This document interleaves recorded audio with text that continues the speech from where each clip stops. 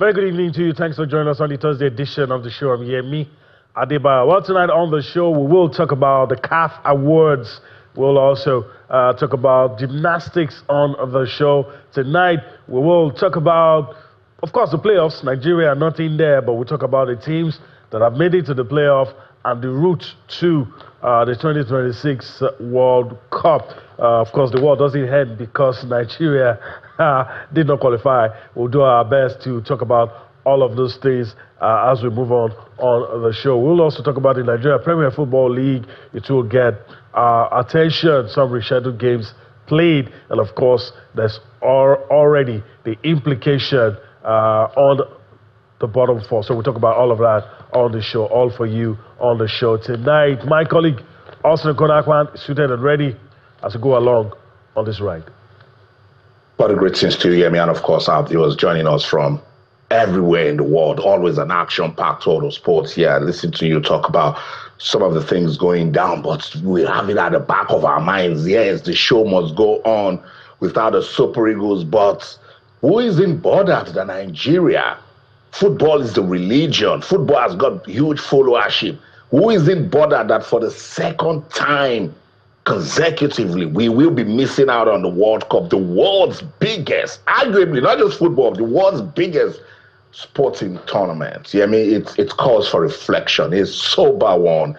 It questions the leadership of football in Nigeria. People have been calling me and saying, Austin, what's going on? We have all the talent. We have a huge presence in Canada, in the United States of America, and we'll have an opportunity to see Victor Osimhen, Wilfred Ndidi, Ademola Lookman. Now that we are no longer talking to the guys on the pitch and why they're not doing what we want, it's time to look at the leadership here, me. Let's reflect. All right.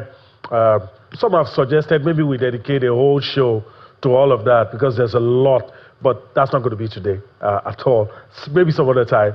All right. Let's quickly introduce our guest with us in the Lagos studio, and of course we'll be doing gymnastics on the show. Today we have with us Yoyin Akpose. She joins us. She is a gymnast enthusiast and the CEO of T-Tumblers Gymnastics. Yoyin, greetings to you. Thanks for finding time to be with us on the show tonight. Thank you, Mr. Yemi. Good evening.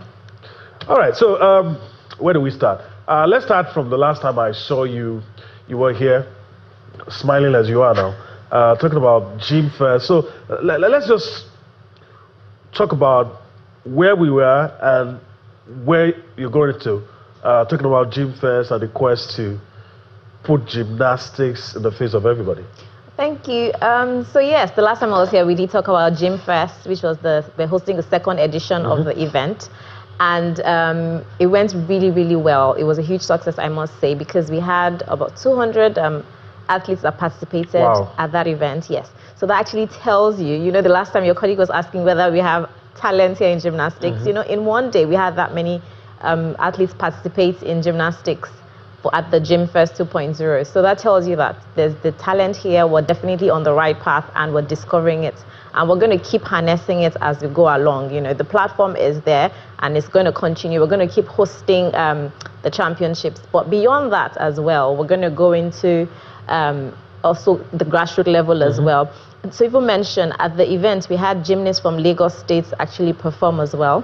So that gave it a whole new sort of recognition as well, if you know what I mean, because they're at a higher level than even the club level. So having that sort of, you know, reveal at that stage also gave parents an idea of how the kids could progress and the way they can progress in the sports as well. You know, so if we do get to the point where we can get a suitable platform where the other athletes can come and train, we can train coaches, we can train judges, you know. The whole ecosystem. Absolutely. You know, we will go beyond even the spheres of Nigeria. All right, you know, there's this coloration, and not just gymnastics, a whole lot of sports. On one hand is seen as being elitist, on the other is seen as, you know, has a lack of access, for want of a better word to use. And so I asked you this the other time, but how have you been able to combat? Because I'm happy to hear you're talking about over 200 people. So how do you combat that stereotype, that narrative? Look, it's either that it's elitist or the popular one. This is not Nigerian sport. Yes, so it's definitely not an elite sport. Like I mentioned, we had athletes from Lagos State. You know, those are not necessarily elite children. However, they have trained to the extent that they can participate at even a higher level. So that already breaks the stereotype that is out there. So yes, indeed, probably on certain axes in the city, you know, because of the caliber of people who stay there, it's assumed that those are the people who necessarily do gymnastics, but that's not necessarily the case. And, you know, like I said, giving this awareness we're also creating, we're spreading the word out there more now. We had a school, a Lagos State primary school, come on that day as well. We wanted to show them that, you know, gymnastics can also be at the school level and at different local schools as well, you know, not just the elite schools, the private schools. We're trying to also introduce it at the public school level as well. And coincidentally, or, you know, God having, the DG was there as well, the DG for Lagos State Commission was there, and he was very impressed with the, you know, the outcome, you know, given that it was, we had like a collaboration as well with the states. It was really amazing to have that, you know. So. I'm about to use my colleague, but let me say this just for laughs. You know, a lot of people say, oh, the kind of foods we eat, the kind of way our bodies shape, it's just not a Nigerian thing. That's another stereotype you have to combat. It absolutely is a stereotype because, like I said, we had almost about 200 kids that were there that day. Even beyond the younger kids, there are older kids who are doing, older athletes who are doing gymnastics. So Nigerians are actually flexible. Yes, we are. It's like swimming as well. We don't necessarily compete outside in swimming, but the talent is amazing here right now. You know, we just need to create that platform and we will build the awareness. Yes. And that's what we're doing here. All right. I'm very sure Austin has a few questions of his own. Before we go to way forward with how to get gymnastics in the faces of everybody. Yeah, Yoyin, good to have you back. This is good follow-up, and thank you for acknowledging that my question. Now, this is the follow-up. Right after that event, did you feel more love for gymnastics in Nigeria? Definitely. You know, the turnout was amazing. You know, seeing parents cheer for their kids, seeing the kids excited to do their skills, show their skills, seeing even the coaches proud of the, you know, the amazing turnout and everything, how the children performed it was awesome to watch. And you both shouldn't miss next edition. Yeah, we'll do our best to be there.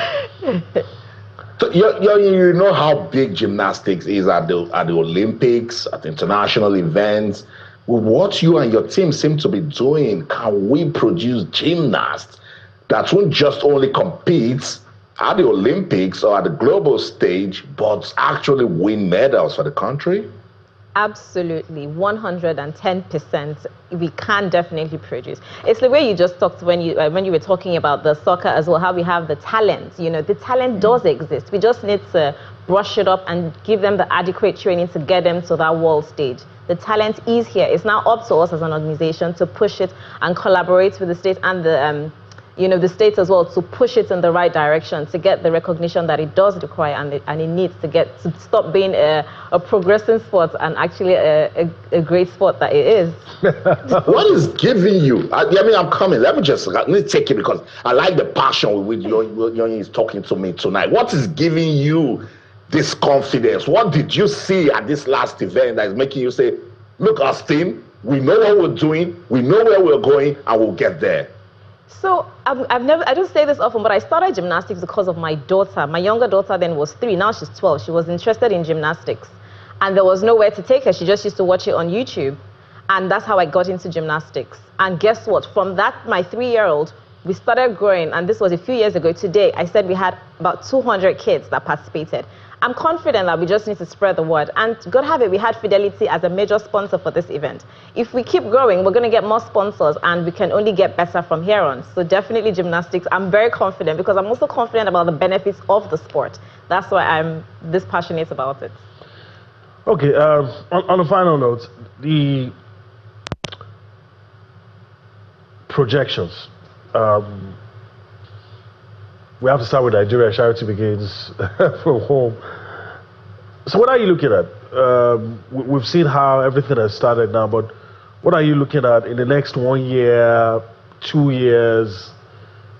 What do you envisage with the efforts of yourself, Gym First, and other enthusiasts, where do you see all of this pushing gymnastics to in a year or two? I mean, the conversations have already started with the various stakeholders following the event that just happened. So I'm pretty hopeful that, in the next year or two, very soon we will start trying to get a center for the Gym First Center where we can start training people. Also, we're trying to take gymnastics beyond the elite, like you mentioned, at taking it to public schools as well. Nooks and crannies. Yes, to start partnering with private sector that can help us take the equipment at different levels, to start training their PE teachers, for example, so that they can start teaching the sports as part of sports days and things like that, to start taking it into schools as well. So that way we're creating the awareness beyond just the club level and beyond just the championship that we're doing. So if we can do that as well, then take it outside of Lagos State. This event, we had athletes come from Abuja and even from Benin Republic. So we want to take it beyond that level as well, take it outside the states and then eventually outside of Nigeria. So yes. All right. So anything to expect in the next months, weeks down the line? Yes. Well, a lot of the clubs right now have end of year programs that they're running. Okay. So there's definitely gymnastics still happening. If you're not sure where to go, hit yourself at Gym Fest. All right, I think that's a good place to let it land. Of course, I want to thank you for your time on the show. Hopefully, we'll do this again some other time. Absolutely. Thank you very much. All right. We need to take, well, not really a time. We need to allow you into an event that happened recently. It was a book launch. Of course, the book titled Sports, Politics, and Power by Godwin Dudu-Oruma. It needs little or no introduction. So let's allow you enjoy that report. We'll come back for more. And to all the amazing people who has played a very big role in my life. I sincerely appreciate winning this award the third time in a row. It's a very big thing for me and my family. And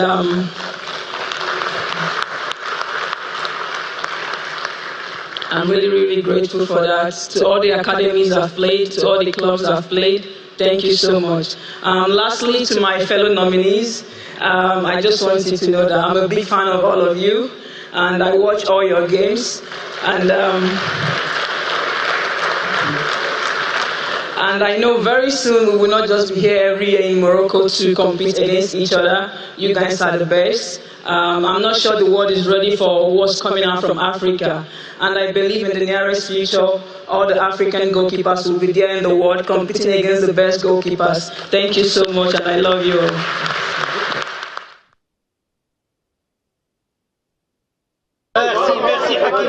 Merci Ashraf. Ashraf. Merci beaucoup. Hakimi. Le ballon d'or. Hakimi.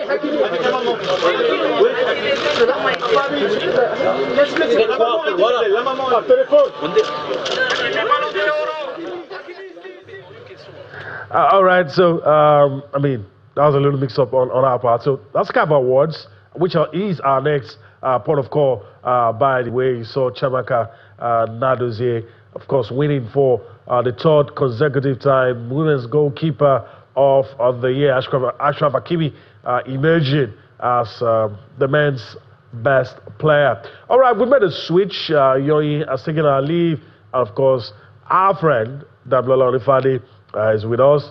He's going to explain some of the things he has said off camera. I'm going to let the world know. But anyways, Dablola, good to have you on the show. Yeah, I mean, one thing I need to learn is to stop talking to him before the show starts. Because this is where usually sets me up. But it's good to be here. Good evening. Yeah. So your immediate reaction to the CAF Awards, let's start from there. I don't really have much to say about the CAF Awards. I think, except for the fact that the nominees for the Women Award was a bit surprising for me. I think our girl, the name just skipped me now. Esther, is it Esther? Okonkwo should have been there. I think Esther, Rashidat.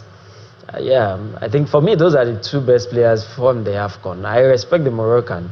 Chabak that won, but I don't think she's the best. In a WAFCON year, I think the WAFCON should be a major determinant. Yes. And either of the two Nigerian women, for me, I think for a player that not so much was known about before the WAFCON, Okoronkwo probably will have nicked it slightly ahead of Rashidat for me. But if Rashidat had gotten it, I wouldn't have been disappointed. But for Shabak, well, it is what it is. I think it's the year for the Moroccans. You also have to commend them, though, for getting to the final. You do. But then, because it's an individual award, I would rather pick it up the two Nigerians. I think what you just raised now is what a lot of people are talking about. In other areas, I guess, no arguments.